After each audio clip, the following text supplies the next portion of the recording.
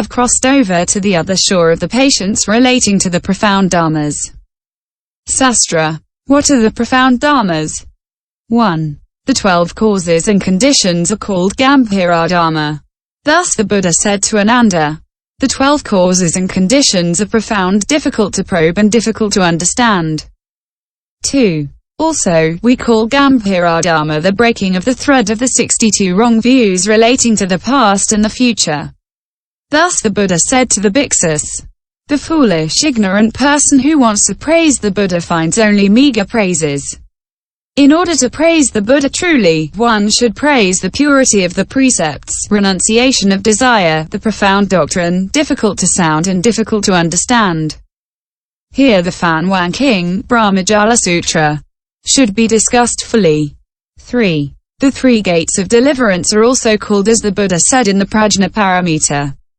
The gods praised him, saying, O Bhagavat, this doctrine is profound, and the Buddha replied, this profound doctrine has as its meaning emptiness, wishlessness and signlessness.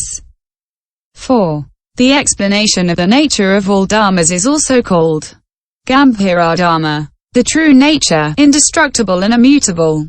5. Finally, we also call Gambhira Dharma the exclusion of inner conceptual knowledge and the fixing of the concentrated mind on the pure true nature of all dharmas. Just as, in the thick of a fog, one sees something that is not yellow as yellow, so by the play of conceptual knowledge one finds dharmas that are merely superficial. Just as a pure eye, not surrounded by fog, sees correctly as yellow that which is yellow, so the pure eye of wisdom, freed from conceptual knowledge, sees the true nature of dharmas. When mixed with a yellow substance, clear water becomes yellow. The water changes color according to the dye. Blue, red, white, etc. It is the same for the mind. By the activity of conceptual knowledge, the fool finds various natures in dharmas.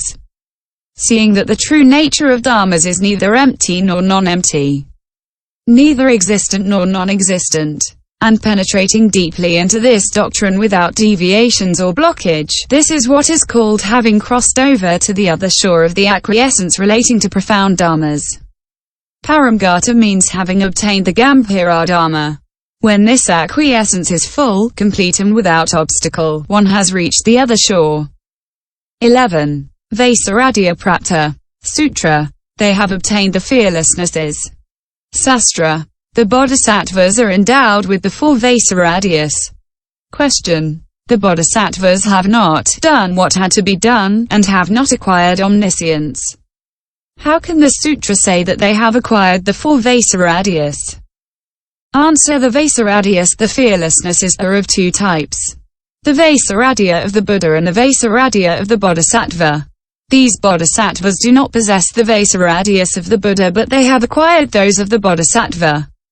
This is why they are called Vasaradhya Prapta. Question. What are the 4 Vasaradhyas of the Bodhisattva? Answer. 1. He preaches the Dharma in the assembly with assurance because he remembers everything that he has heard, because he has acquired the Dharanis and because he always remembers without forgetting. 2. In the assembly he preaches with assurance because he knows all beings, the means of liberating them, the strength or weakness of their faculties, and, in this way, he preaches the Dharma to them according to their needs. 3. In the assembly he preaches the Dharma with assurance because he sees in the 4 directions east, south, west and north, in the 4 intermediate directions, and also at the zenith and the nadir, that there is nobody who can come and make any objection to which he would be unable to reply correctly. 4. In the great assembly he preaches the Dharma with assurance, for he authorizes all beings to set objections for him.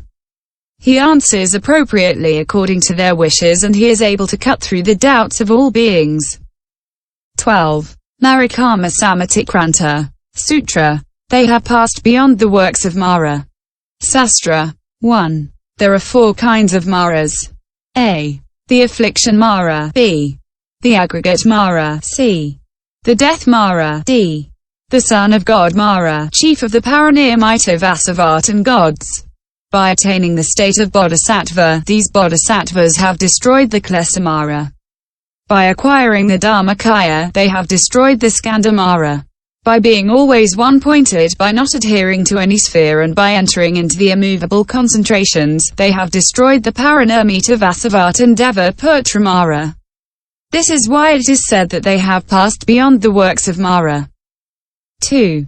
Furthermore, in the Prajna Paramita, in the chapter on Kiyomo, Mara Bodha Paravata, the Buddha spoke of the activities and the works of Mara.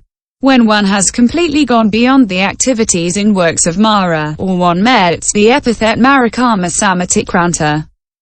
3. Furthermore, rejection of the true nature of Dharmas and the other destructions of this kind are called Mara as well. 4. Finally, the afflictions, the fetters, the bonds of desire, the outburst of attachment, the aggregates, the bases of consciousness and the elements, the god Mara, Mara's people, Mara servants, etc., are also called Mara. Question. Where is it that the bonds of desire and other fetters are called Mara? Answer. In the tsang king, ksudraka. The Buddha addressed the following stanzas to King Mara. Desires are your first army, the army of sadness is the second. The army of hunger and thirst is the third, the army of greed is the fourth. The fifth is the army of languor and torpor, the army of fear is the sixth. Doubt is the seventh army. The army of anger and hypocrisy is the eighth. The ninth army is covetousness and attachment to vainglory, the 10th army is self-praise and distrust of others.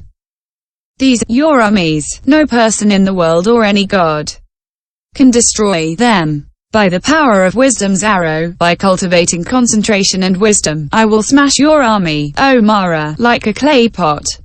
With a mind solely cultivating wisdom I will save the world.